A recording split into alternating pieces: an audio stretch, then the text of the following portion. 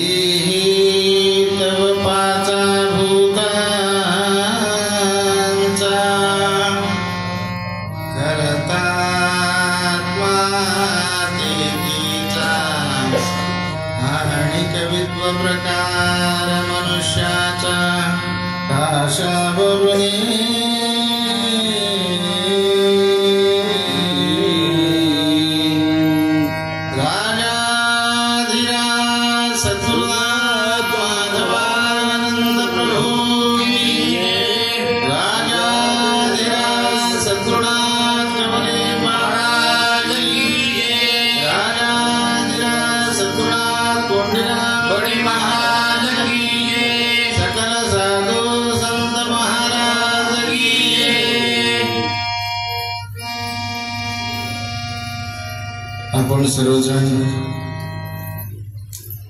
या ठिकाणी बडेबाबांच्या पुण्य आराधनेच्या उत्सवाच्या निमित्ताने एकत्रित आलेलो आहोत। आपल्या संप्रदायाचे अध्यक्ष प्रभुजी महाराज या ठिकाणी त्यांच्या दिव्य सानिध्यामध्ये आजचा हा समारोह संपन्न होत आहे। त्यांच्या दिव्य चरण कमली नतमस्तक होऊन या कार्यक्रमासाठी आपापल्या प्रांतातील आलेल्या सर्व महाराज मंडळींच्या चरणी तसेच तुम्हा सर्व मायबापांच्या चरणी पुन्हा पुन्हा नतमस्तक होऊन आपल्या संप्रदायामध्ये आपलं आराध्य ग्रंथ आहे दासबोध। दासबोध ग्रंथामध्ये आपण महिनाभर पारायण सर्व क्षेत्रामध्ये इंचगिरी संप्रदायातले मठ ज्या ज्या ठिकाणी आहेत त्या त्या ठिकाणी श्रावण महिन्यामध्ये पूर्ण पारायण होत असतं। पारायणामध्ये ध्यान साधना करण्यासाठी पारायणाच्या बरोबर आपल्याला ध्यानाची सवय लावण्यासाठी या संप्रदायाने आदर्श घातलेला आहे। दासबोध श्रवण करताना अनेक नवविधा प्रकारच्या भक्ती या ठिकाणी समर्थांनी सांगितलेल्या आहेत। त्याप्रमाणे आपण साधना करीत असताना झाले साधनाचे फळ संसार झाला सुफळ निर्गुण ब्रह्मते निश्चळ अंतरे बिंबले। साधना आणि संसार या दोन्ही गोष्टी एकत्र कधी येत नाही। एकत्र झाल्या तर त्या सफल कधी होत नाही। इथं समर्थांना काय सांगायचं आहे? झाले साधनेचे फळ संसार झाला सफळ। जगामध्ये रावणाने प्रतिज्ञा केली होती सुवर्णाला सुवास प्राप्त करे, साध्य झाली का? जगद्गुरु तुकोबारायांची प्रतिज्ञा आहे, आपल्या माऊलीने प्रतिज्ञा केली आहे, अवघाची संसार सुखाचा करेल। संसार सुखाचा होतो का? तुम्ही सगळे संसारिक जीव आहेत, किती सुखात आहेत ते प्रत्येकाने हात वर करून सांगा।